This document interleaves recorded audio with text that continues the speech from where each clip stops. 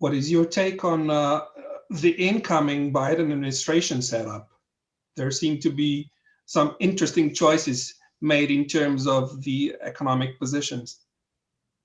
Well, certainly the most interesting of those positions, which would be a focal point for me because Janet Yellen was one of the starring characters in Fed Up, but it's a matter of public record. The day her name was announced, I was very much on Twitter and very much upset. And what bothers me is that with Secretary of Treasury Mnuchin and Jay Powell, you've had Treasury and the Federal Reserve come more close together than they've ever been since the 1951 Accord that separated them out. By design, they're supposed to be separate from one another, apolitical, independent. Now we have Treasury and the Fed closer than they've been in a half century, and somebody who used to work at the Fed coming in to run the Treasury Department, meaning the risk is that there be an even more incestuous relationship between the two institutions. And certainly that raises the specter of, as she has made in public remarks as recently as 9 months ago, under the right circumstances, the Fed should be able to buy stocks. And she's made, for years, she has said also, under the right circumstances, the Fed should be able to impose negative interest rates. My greatest concern is that the rest of the world can possibly dole out negative interest rates. We're seeing the Bank of England move in that direction. Obviously, we've seen what's happened with the European Central Bank and Bank of Japan now. But there has to be one country that holds the line and maintains positive nominal interest rates, or as the Bank of England's recent research itself has shown, you end up with financial models being broken. And in addition to that, if you look at who will be potentially second in command under Yellen at Treasury, it's another former Fed official who was focused on regulatory financial stability. I don't have a problem with making sure that there is more financial stability, but that actually means a lesser role for the central bank, not a bigger one. So the implication is going to be that the regulatory regime for the financial system is also going to be dramatically impacted, which is not going to be friendly to the business environment in the United States. What do you think about the three BlackRock executives, like Mike Pyle as a chief economic advisor to Kamala Harris, Brian Deese as the head of National Economic Council, Adewale Adeyemo as Mrs. Yellen's deputy?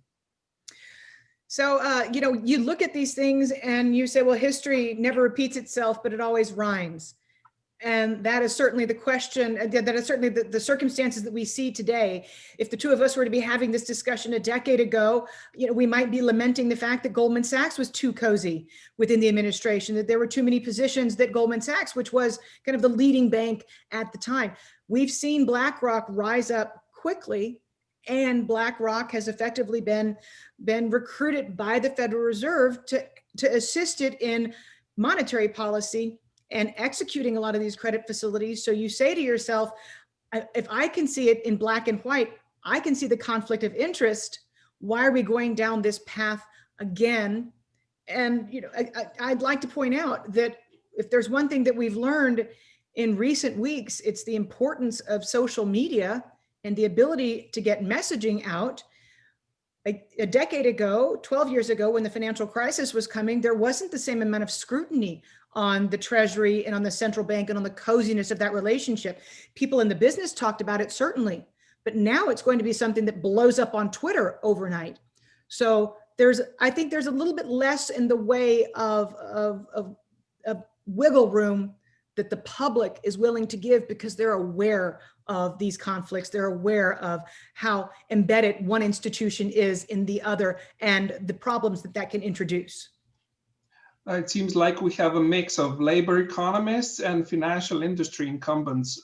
Is this a continuation of bad news for American industry and service providers? Well, we're going to see, if there's any potential for there to be a minimum wage imposed at a federal level. Don't get me wrong, corporate America has been collecting way over its weight for years now in terms of being very greedy at the expense of its employees. But the way pendulums work, they can always swing too far to the other side. And that would clearly be the concern. But you do have to wonder about the the fact that there has been a monopolization, there has been an oligopolization of the economy in the United States, which has largely been an outgrowth of the fact that a lot of these gigantic companies are great for Wall Street. So if you see a competitor coming your way and your grandfather Google or your mother Microsoft, you just absorb them. But along the way, competition tends to get destructive.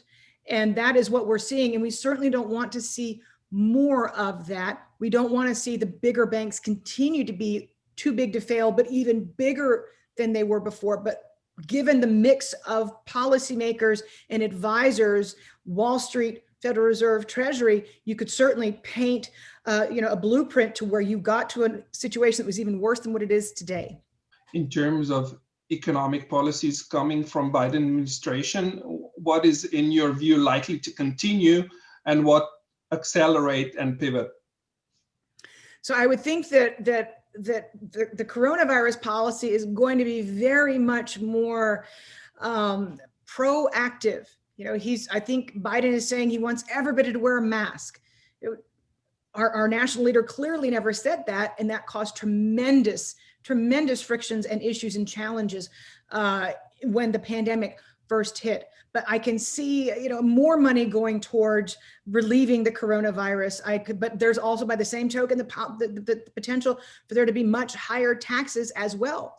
And an immediate shift, an immediate reversal of so many of the things that were accomplished with Trump signing an executive order. So I would see the United States as reversing much of its policies when it comes to climate change in very, very short order. But again, that is maybe one thing that we can look at and say, okay, that's not going to do damage, but the United States became a better place in which to conduct business under Trump, which is something that is undeniable. And you don't want to see a reversal of that because of what has already happened in the small and medium business sector and how difficult it is to be an entrepreneur in a post-pandemic era. You wouldn't want to introduce red tape and make it that much more difficult. Or to your prior question, we're just going to end up with bigger banks and bigger monopolies.